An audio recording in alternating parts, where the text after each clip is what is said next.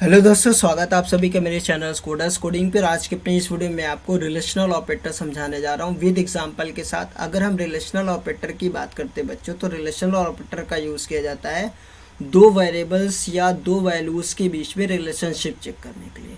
और relationship check करने के बाद ये आंसर हमें ट्रू और फॉल्स के फॉर्म में रिटर्न करता है। अब बात करते हैं किस टाइप का रिलेशनशिप, जैसे ग्रेटर देन फाइंड आउट करना हो या चेक करना हो कि बोथ वैल्यूज़ आर इक्वल और नॉट। तो ऐसे प्लेसेस पे इस टाइप के रिलेशनशिप चेक करने के लिए हम रिलेशनल ऑपरेटर का यूज़ करते हैं। अगर हम रिलेशनल ऑपरेटर्स के टाइप्स की बात करते हैं तो बच्चों ये कई टाइप्स होते हैं, जैसे less than operator, less than और equals to, greater than operator, greater than equals to operator, not equals to operator. अब जैसे आप यहाँ पे एग्जांपल देख सकते हैं कि जैसे मैंने यहाँ पे लिखा है 5 लेस दैन 7। हमें ये चेक करना है कि 5 क्या छोटा है 7 से, कंडीशन ट्रू। अगर हमें ये चेक करना है 5 से छोटा या बराबर है कि नहीं, तो यहाँ पे हमने क्या लिखा, 5 less than equals to 5, condition क्या हो गई, ट्रू। अगर हम यहाँ पे नेक्स्ट क्या एग्जांपल दें, 5 इज़ ग्रेटर देन 7, 5 7 से ग्रेटर नहीं है, कंडीशन क्या हो गई, फॉल्स। नेक्स्ट एग्जांपल क्या है, 5 ग्रेटर देन और इक्वल्स टू 7, क्या 5 7 से बड़ा या बराबर है, नहीं, ना ही बड़ा है और ना ही बराबर है, इसलिए कंडीशन क्या हो गई, फॉल्स हो गई। अब हम इक्वल्स टू ऑपरेटर में क्या चेक करें, क्या 3 3 के बराबर है, कंडीशन ट्रू, 3 3 के बराबर है।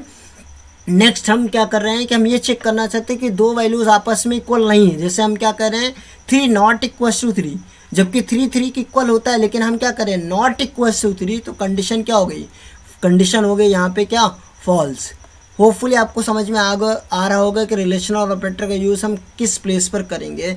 रिलेशनल ऑपरेटर बहुत ही यूज़फुल होता है ऐसे प्लेसेस पे जहाँ पर हम कोई ऐसा प्रोग्राम बना रहे हो जहाँ पे हमें कंडीशन चेक करनी पड़ रही हो। लाइक हमें दो वेरिएबल्स की वैल्यूज़ के बीच में ग्रेटर फाइंड आउट करना हो, 3 नंबर्स में से ग्रेटर फाइंड आउट करना हो, 2 नंबर्स में से ग्रेटर फाइंड आउट करना हो, ठीक है। तो ऐसे प्लेसेस पे हम क्या यूज़ करते हैं, रिलेशनल ऑपरेटर का यूज़ करते हैं।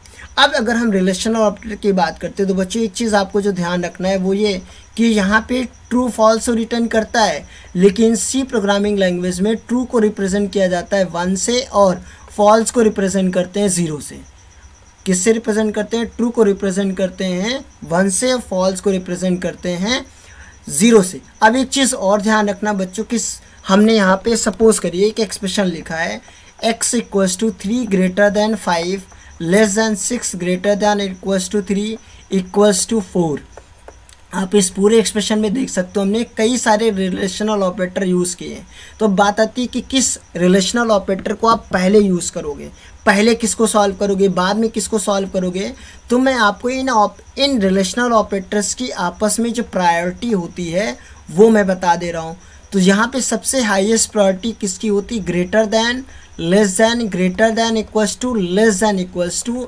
इनकी प्रायोरिटी आपस में सेम होती है, बट बच्चों ये हायर होती है किससे, इक्वल्स टू और नॉट इक्वल्स टू से हायर होती है, ये आपको याद रखना है। और सेकेंड प्रायोरिटी आप देख लीजिए, मैं ऊपर यहाँ पे लिख रहा हूँ, इक्वल्स टू ऑपरेटर्स की प्रायोरिटी और नॉट इक्वल्स टू ऑपरेटर्स की प्रायोरिटी आपस में सेम होती है। होपफुली अब आप ऐसे प्रॉब्लम को आप सॉल्व कर लोगे। यहाँ पे हम क्या करेंगे, पहले greater than, less than equals to, greater than equals to को पहले सॉल्व कर लेंगे, फिर उसके बाद हम इक्वल्स टू सॉल्व करेंगे।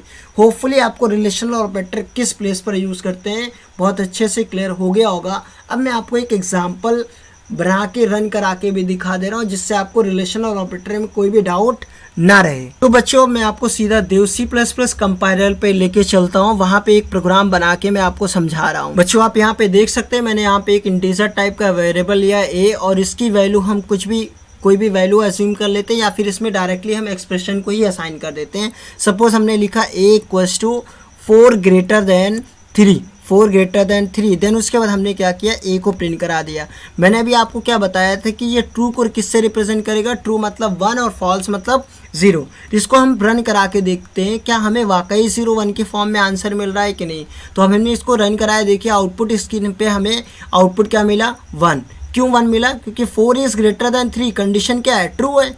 आप इसी चीज़ को किसी वेरिएबल से भी चेक करा सकते हो। जैसे हमने a की वैल्यू यहाँ पे 90 और b वेरिएबल की वैल्यू हमने यहाँ पे 9 एज्यूम कर लिया, एक वेरिएबल हमने c ले लिया। अब हम यहाँ पे क्या चेक कर रहे हैं कि क्या c की वैल्यू फाइंड आउट कर रहे हैं, लेकिन हम ये चेक कर रहे हैं कि इक्वल्स टू बी। हम ये चेक कर रहे हैं क्या ए और बी आपस में इक्वल है, जो भी आंसर है वो क्या किस में स्टोर हो जाए, सी में। मतलब ए बी के बीच में हम रिलेशनशिप चेक कर रहे हैं इक्वल्स टू का, और उसका आंसर किस में स्टोर करा रहे हैं, सी में स्टोर करा रहे हैं। अब जो भी सी का आंसर होगा वो हम क्या करेंगे, यहाँ पे सी में स्टोर करा के अब यहाँ पे किसको प्रिंट करा देते, सी को।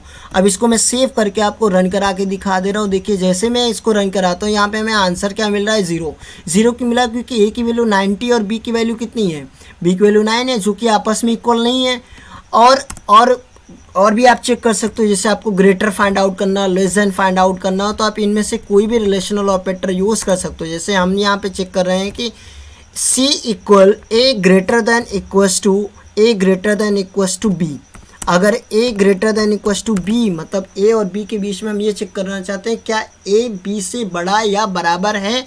जो भी इनका आंसर आए वो सी वेरिएबल के अंदर क्या हो जाए, स्टोर हो जाए, और उसके बाद हम सी को क्या कर रहे हैं, यहाँ पे प्रिंट करा लेते हैं सी को, और जो भी आंसर होगा वो सी के अंदर स्टोर हो जाएगा। भाई आप देखोगे ए की वैल्यू क्या है, 90 है, 90 क्या है, बी की वैल्यू 9 से ग्रेटर है, इसलिए कंडीशन क्या हो गई, ट्रू हो गई। ट्रू हो गई तो हमें क्या देगा, 1 देगा। होपफुली बच्चों आपको रिलेशनल ऑपरेटर बहुत अच्छे से क्लियर हो गया होगा।